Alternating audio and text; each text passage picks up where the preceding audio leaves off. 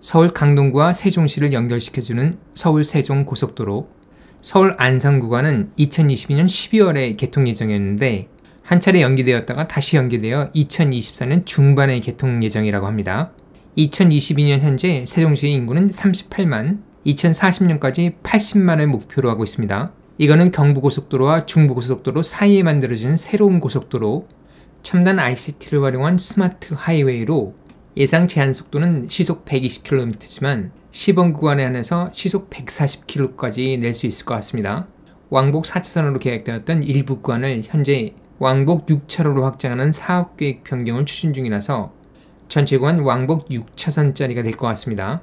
이 고속도로가 개통이 되면 경부고속도로와 중부고속도로 사이에 있는 지역들이 본격적으로 개발될 수 있습니다.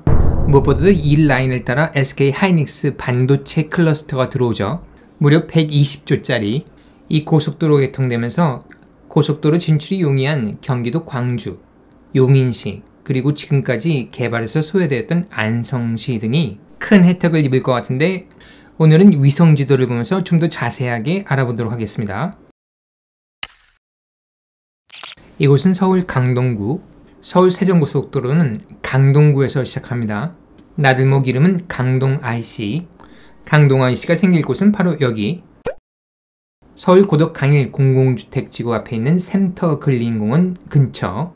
오른쪽에 보이는 큰 도로는 수도권 제일순환고속도로.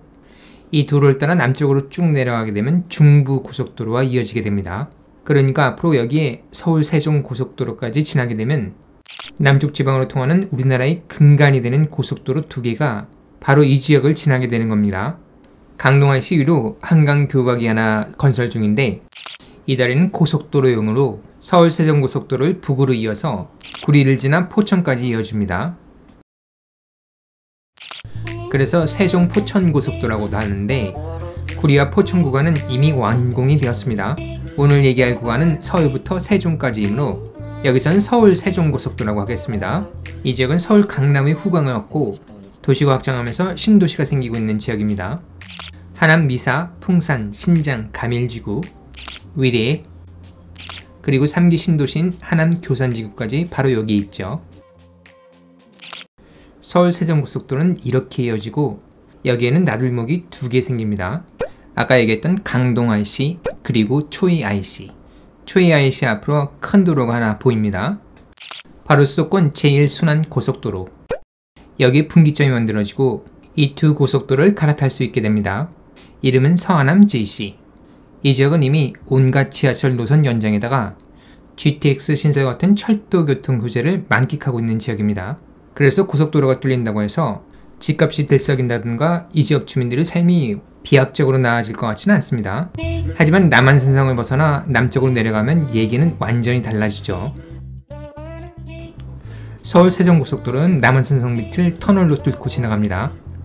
그리고 이렇게 이어지죠. 여기에는 나들목이 3개가 생깁니다. 이걸 보면 앞으로 발전이 기대되는 지역이 보이죠. 바로 여기. 이곳의 북쪽은 경기도 광주시, 그리고 남쪽은 용인시 처인구. 현재 풍경은 대충 이렇습니다. 북쪽을 제외하고는 거의 농가 밭, 간간히 파란색 지붕, 그러니까 공장도 보입니다. 이 지역이 앞으로 어떻게 달라질지는 왼쪽에 있는 지역을 보면 대충 알 수 있습니다. 도시가 정리되고 잘 계획된 모습. 왼쪽 지역은 바로 경부고속도로가 지나는 지역.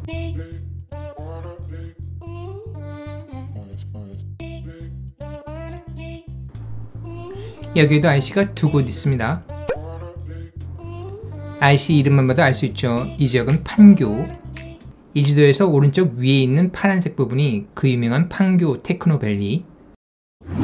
우리나라에서 내노라는 테크 기업은 모두 여기에 들어와 있고 이 기업들이 창출해낸 매출액은 한 해에 109조가 넘습니다. 그리고 제2, 제3의 테크노밸리로 확장을 꾀하고 있죠.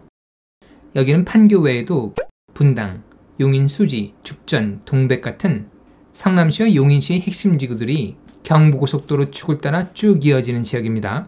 그리고 이들 지역으로부터 우리가 지금 얘기하고 있는 서울 세종고속도로가 지나는 오른쪽 지역은 불과 15km 내외에 이제 고속도로가 생기고 남쪽으로 용인 반도체 클러스터가 들어오게 되면 이 지역도 꽤 발전할 수 있을 것 같은데 조금만 더 자세히 살펴보겠습니다. 이 지역을 가운데다 놓고 지세를 한번 보겠습니다. 여기는 경기도 광주시, 그리고 여기는 용인시 처인구. 원근법 때문에 광주시가 작아 보이는 것도 있지만 실제 크기도 광주시가 용인시 처인구보다 작습니다. 참고로 용인시 처인구는 남쪽에 더 있습니다. SK 반도체 클러스터도 지금 이 화면에는 보이지 않지만 처인구 남쪽에 세워질 예정입니다. 이쪽에서 가장 핫한 지역은 바로 여기.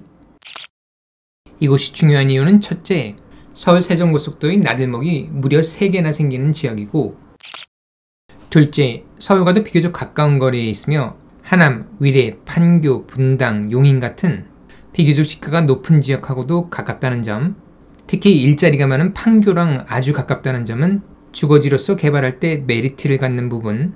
이곳은 태전지구, 대규모 지구단위 계획에 따라 조성되었던 광주시 최초의 택지지구입니다. 브랜드 아파트들이 꽤 들어와 있는 것이 보입니다. 지도를 보면 태전 IC라고 되어 있는데 이건 고속도로가 아닙니다. 정확한 이름은 태전 JC고 국도 45번하고 3번을 갈아탈 수 있는 곳입니다.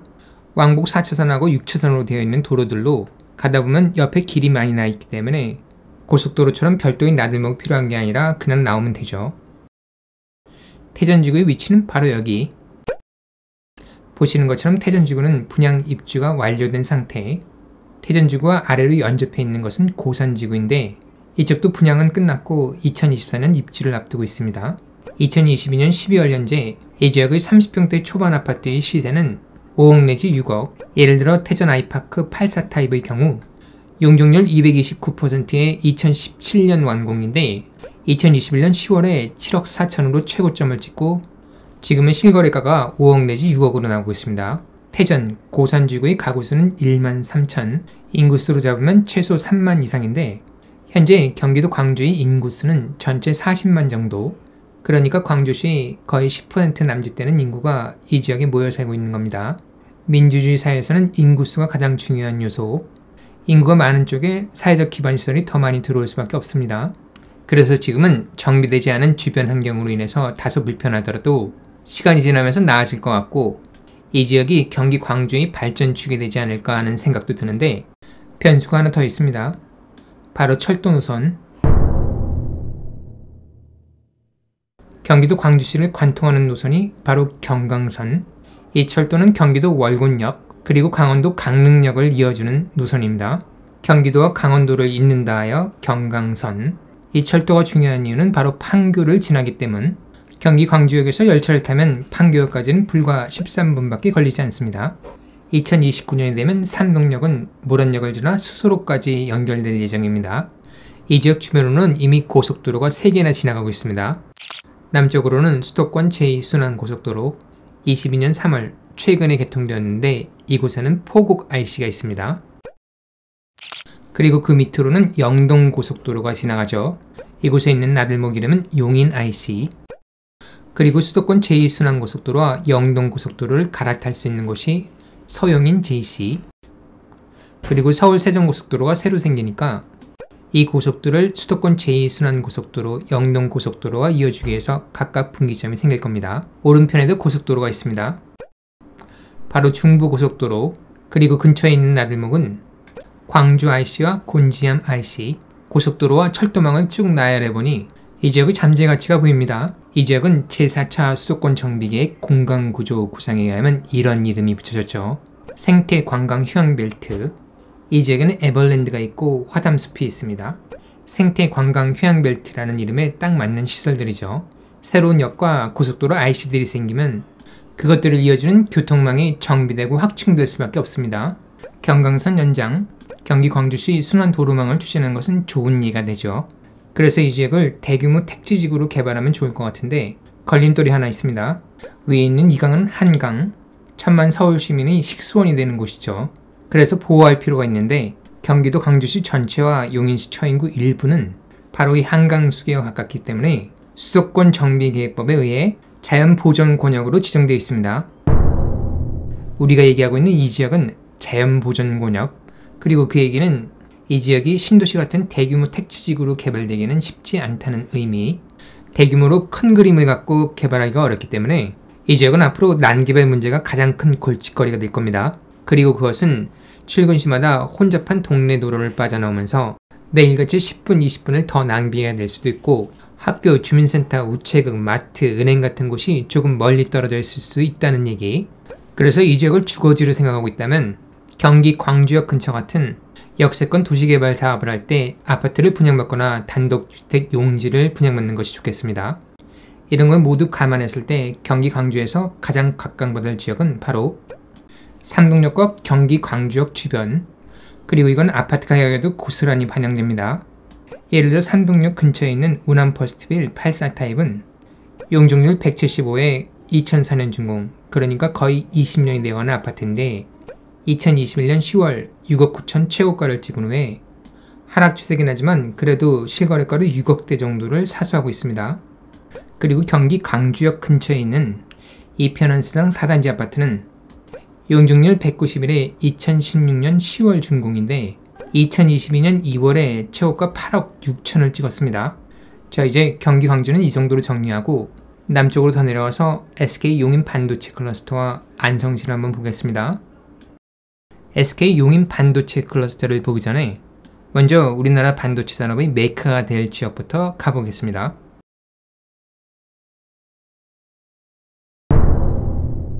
바로 여기 삼성전자 평택 캠퍼스. 여기에는 2022년 현재 반도체 라인 3개가 가동 중입니다. 그리고 앞으로 3개를 더 깔 예정으로 있죠.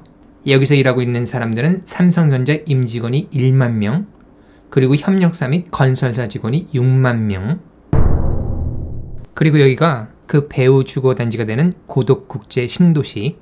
2022년 현재 13,000가구, 약 3만 명 정도가 거주 중이며 개발이 완료되면 6만 가구에 약 15만 명 정도가 상주할 것으로 보입니다. 위에 있는 비행장은 오산 비행장으로 우리나라 공군과 주한민군 합동기지가 있는 곳, 태평양 지역에서 미국 공군기지로는 가장 큰 규모라고 하는데 미국 대통령들이 우리나라를 방문할 때 이 비행장을 잘 이용합니다.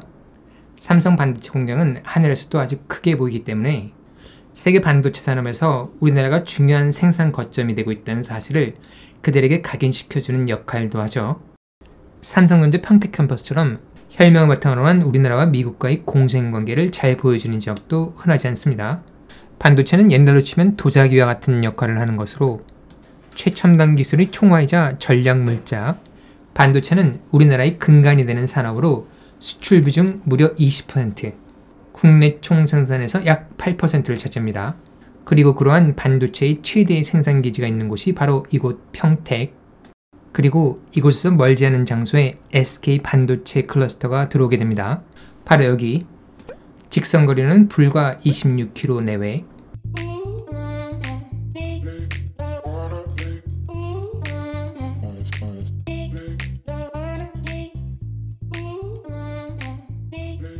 우리가 지금 얘기하고 있는 서울 세종고속도로는 이렇게 내려옵니다.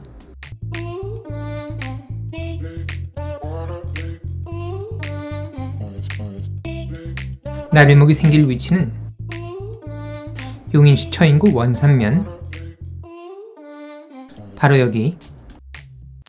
나들목 이름은 원삼 IC, 그리고 반도체 클러스터는 여기에 들어오게 됩니다. 현재 화면에는 보이지 않지만 동쪽으로 더 가면 SK 하이닉스 이천 공장이 있습니다. 여기서 직선거리로 약 20km 정도. 화면에서 맨 위가 경기도 광주시, 그리고 그 밑이 용인시 처인구. 경기 광주시와 용인시 처인구 북단에는 서울 세종고속도로의 나들목이 3개가 있었습니다. 원삼 IC가 그 이후로 나오는 첫 번째 나들목이죠. 그리고 이 지역 위쪽으로는 수도권 제2순환고속도로, 그리고 영동고속도로가 지나가고 있고 동쪽으로는 중부고속도로가 지나가고 있습니다. 각각의 고속도로에는 이런 나들목이 근처에 존재하죠. 분기점도 있고 서울 세종고속도로가 뚫리면 여기에도 분기점이 만들어지겠죠. 이렇게 놓고 보니 반도체 클러스터 주변으로 택지를 개발해서 배후 주거지로 하면 좋겠다는 생각이 듭니다. 문제는 수도권 정비계획법. 여기는 모두 자연보전권역, 원산면 사압리, 두창리, 미평리, 좌항리, 가재원리, 맹리 등이 모두 자연보전권역. 이쪽은 성장관리권역, 반도체 클러스터가 들어가는 고당리, 독성리, 중릉리가 성장관리권역에 속하고 그 외에 문촌리, 목신리, 하길리 등이 성장관리권역. 면적은 약 2천만 제곱미터가 되는데 반도체 클러스터가 415만 제곱미터니까 이 지역만 잘 개발해도 배후 주거지는 나올 것 같습니다. 나라에서 어떻게 결정할지는 모르겠지만 수도권 정비계획법을 위주로 생각해보면 그런 결론이 나온다는 얘기죠. 물론 여기에 대규모 택지 개발이 이루어지지 않을 가능성도 있습니다. 하지만 저는 반드시 이루어진다고 보는 입장인데 그것은 첫째, 반도체 공장에서 일하는 사람들에게 주거 안정성을 보장하기 위해서 주변에 거주할 수 있는 공간을 마련해 주는 것이 필요하고 그렇게 해서 5만 내지 10만 정도의 인구를 이쪽으로 이주시킬 수만 있다면 이 지역의 지가가 올라가는 동시에 SK 하이닉스의 담보 가치도 올라갑니다.